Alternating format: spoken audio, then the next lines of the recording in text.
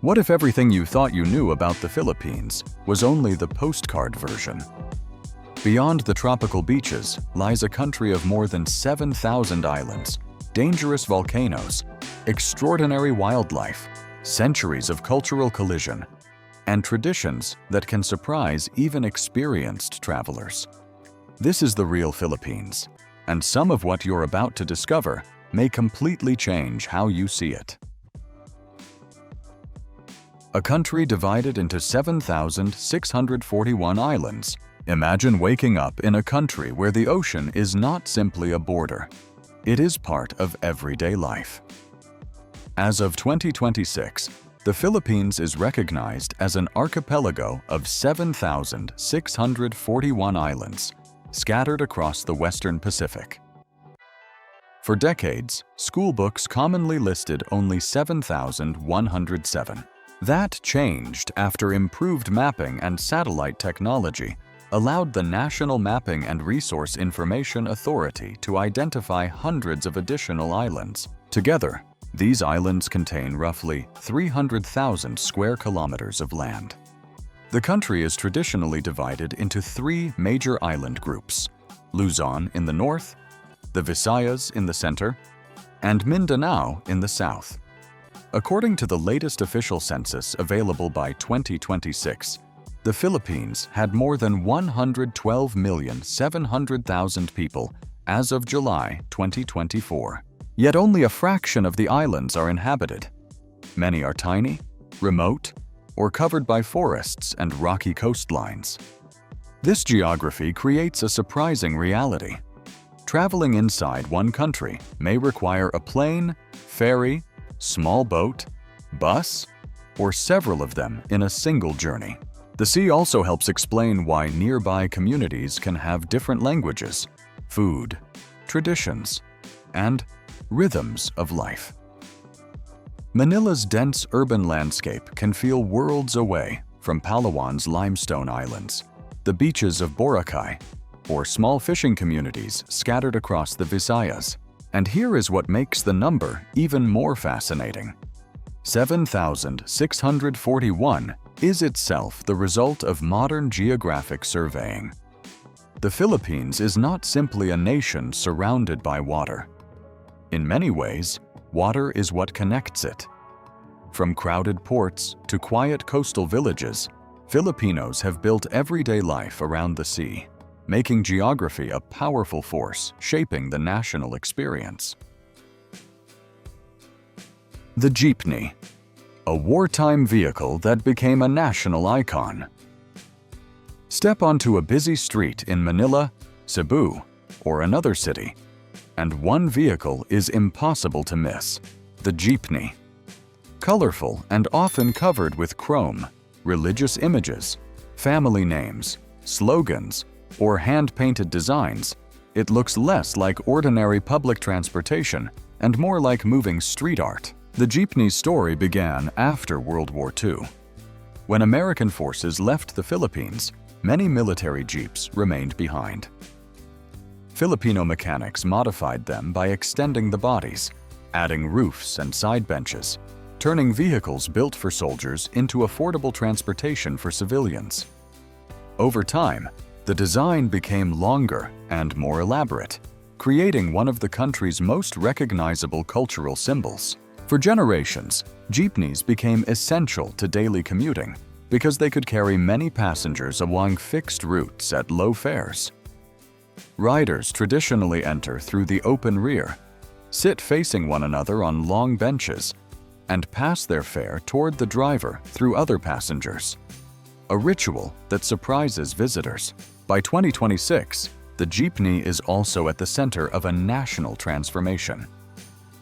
The government continues its public transport modernization program, designed to improve safety, efficiency, comfort, and environmental performance. Traditional units still share roads with modern jeepneys.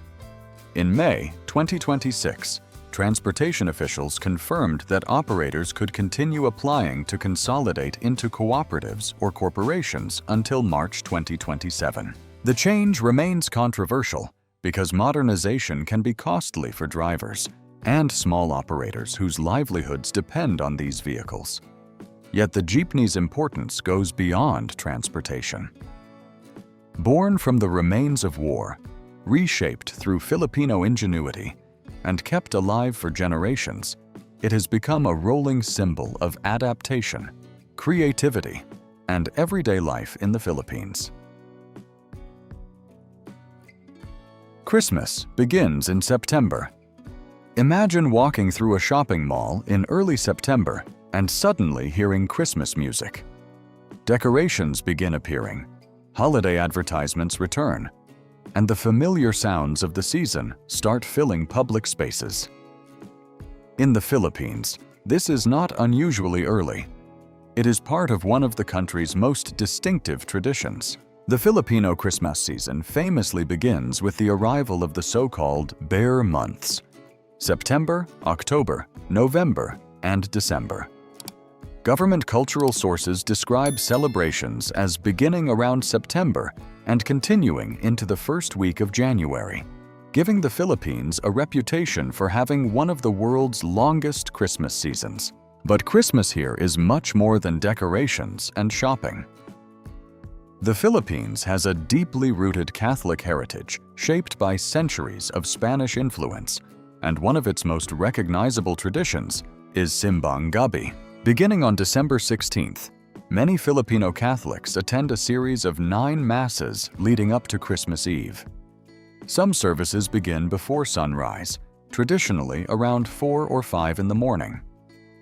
In 2025, the Cultural Center of the Philippines continued the tradition with 9 dawn masses from December 16th through December 24. After Mass, another tradition begins: food. Vendors commonly sell bibingka, a baked rice cake, and puto bumbong, a purple rice delicacy traditionally associated with the Christmas season. Families gather, neighborhoods illuminate their homes, and colorful star-shaped lanterns known as paroles appear across the country. The celebration remains officially visible in 2026. Christmas Day is a regular national holiday, while Christmas Eve has been designated an additional special non-working day. So while much of the world waits until December, the Philippines begins building the Christmas atmosphere months earlier. Here, Christmas is not simply one day on the calendar.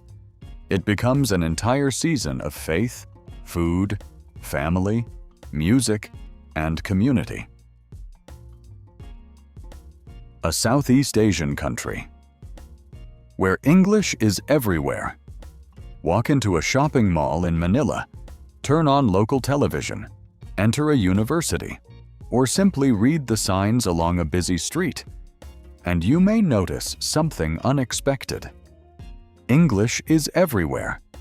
In fact, a first-time visitor might be surprised by how naturally Filipinos move between English and their local languages in everyday life. The 1987 Philippine Constitution recognizes Filipino as the national language. For communication and instruction, Filipino and English are the country's official languages. English is widely used in education, government, business, law, advertising, entertainment, and professional life. But the most fascinating part is what happens when languages meet. In casual conversation, many Filipinos switch between Filipino and English, creating a style commonly known as Taglish. Someone may begin a sentence in Filipino, insert several English words, and switch back again without hesitation.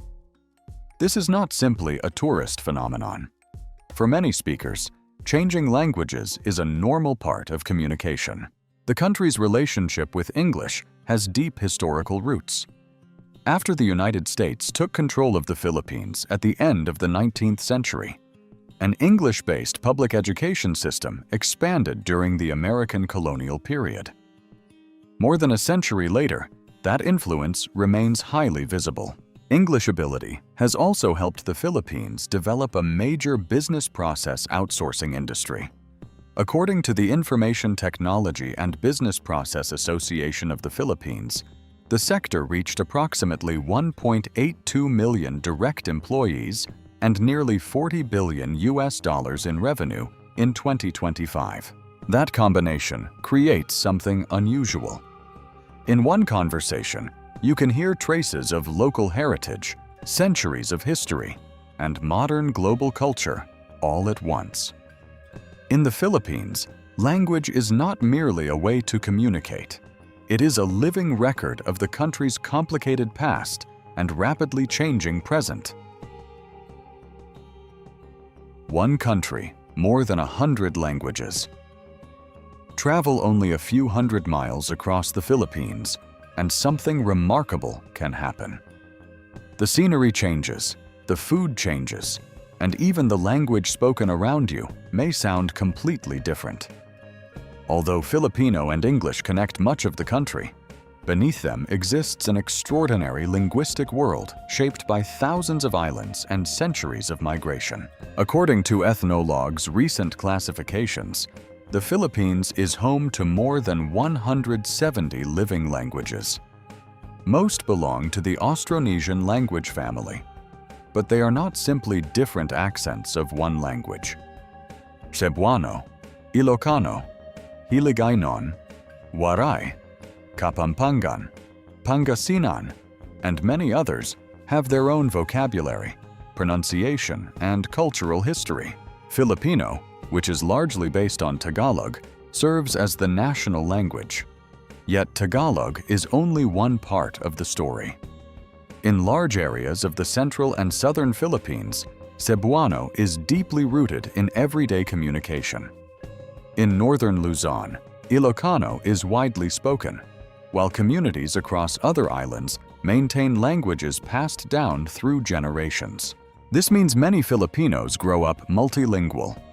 A person might speak a regional language at home, Filipino when communicating with people from another province, and English at school or work.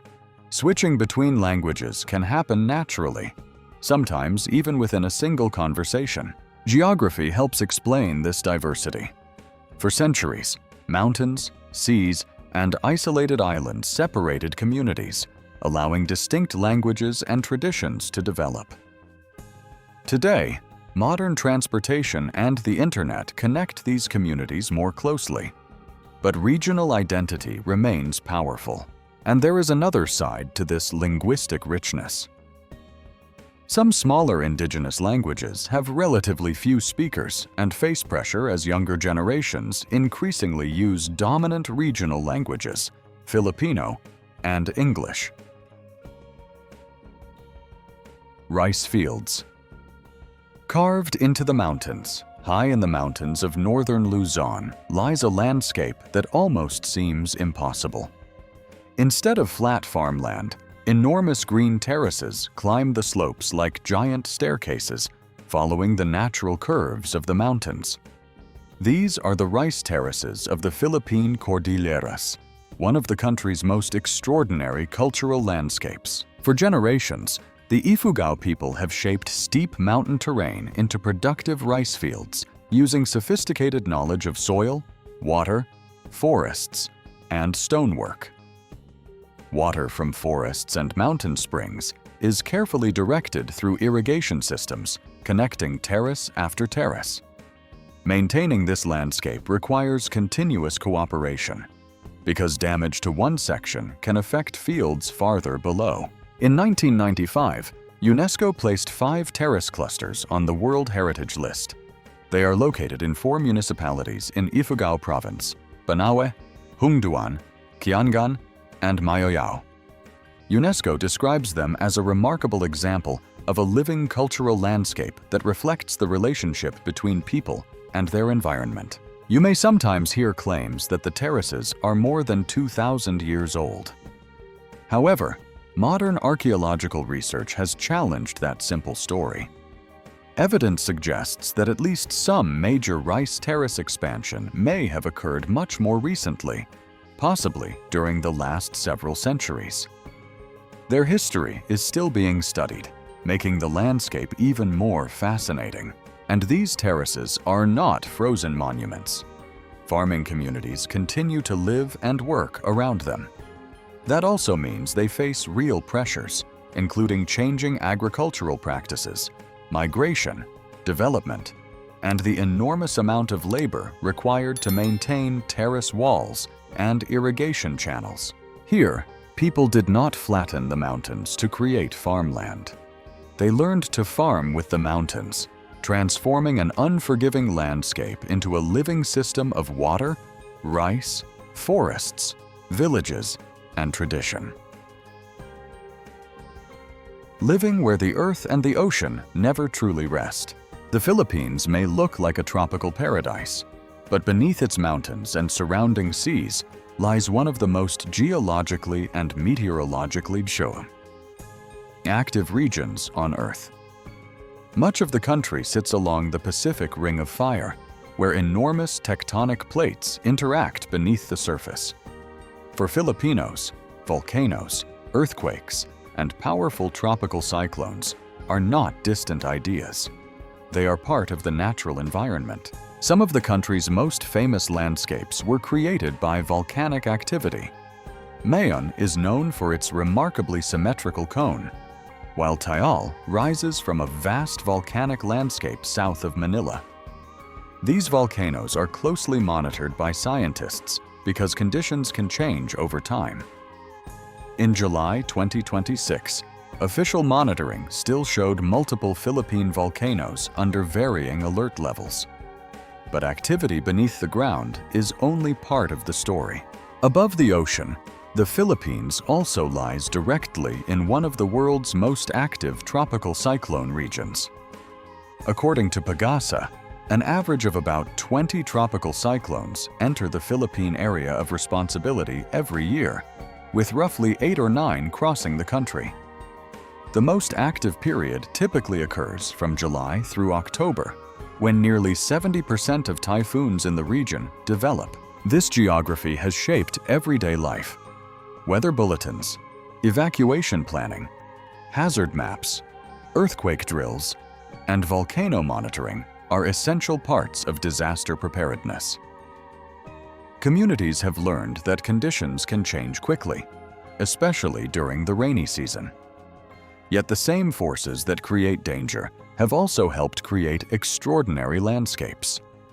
Volcanic processes have shaped mountains and islands, while tropical rainfall supports forests, rivers, and agricultural regions. That is one of the great contradictions of the Philippines.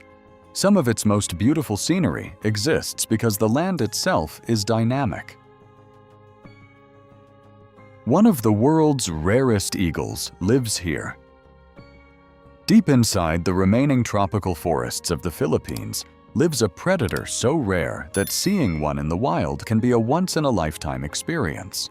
With a massive body, powerful wings, piercing blue-gray eyes, and a dramatic crown of feathers, the Philippine eagle looks almost prehistoric. Known scientifically as Pithecophagou jefferyi, it is the national bird of the Philippines and one of the world's largest and most powerful forest raptors.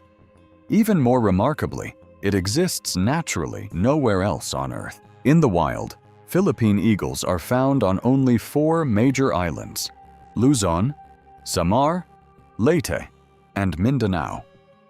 They are territorial birds that require enormous areas of healthy forest.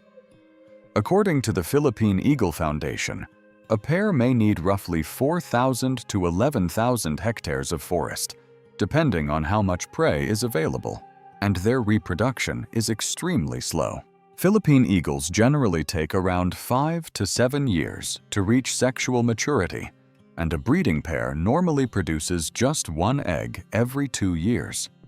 That makes every successful nesting attempt incredibly important for the species' survival. As of 2026, the Philippine eagle remains classified as critically endangered. A major scientific population assessment estimated approximately 392 breeding pairs across its remaining habitat. Forest loss and human persecution continue to be among its greatest threats. Conservationists are fighting back through habitat protection, rescue, rehabilitation, scientific monitoring, captive breeding, and cooperation with communities living near eagle territories. Protecting this bird has an even bigger purpose. Because a single pair requires such a vast forest territory, saving the Philippine eagle also means protecting thousands of other species sharing the same ecosystem. It is more than a national symbol. It is an indicator of whether some of the Philippines' last great forests can survive, and whether one of the planet's most extraordinary birds will continue soaring above them. Where Asia, Spain, and America seem to meet. Walk through the Philippines long enough, and you may experience a strange sense of cultural déjà vu. You are clearly in Southeast Asia, yet Spanish surnames appear everywhere. Centuries-old Catholic churches stand beside modern shopping malls, while American-style fast food, basketball, and English-language advertising fill the streets. This unusual combination is the result of a complicated history. Long before European colonization, communities across the Philippine Islands already had their own languages, trading networks, political systems, and connections with other parts of Asia. Then, in 1565, Spain established permanent colonial rule. Spanish influence would continue for more than 3 centuries. Catholicism became deeply embedded in many communities. Spanish influence also entered architecture, festivals, food, vocabulary, and naming traditions. Manila grew into a major center of the Manila-Acapulco galleon trade, which connected Asia with the Americas for roughly 250 years. Then came another dramatic transformation. After the Spanish-American War, the United States took control of the Philippines in 1898. American rule expanded public education using English and introduced institutions and cultural influences that remain visible today. The Philippines eventually became fully independent on July 4, 1946. By 2026, traces of these different historical periods can still appear within a single city block. You might pass a Spanish-era church, hear Filipino and English in the same conversation, see people playing basketball, and then enter a restaurant serving dishes shaped by local, Chinese, Spanish, and American influences. But describing Filipino culture as simply Spanish plus American would miss the larger story. Its foundation remains deeply Austronesian and Southeast Asian, while Chinese, Islamic, indigenous, and other influences have also shaped the archipelago.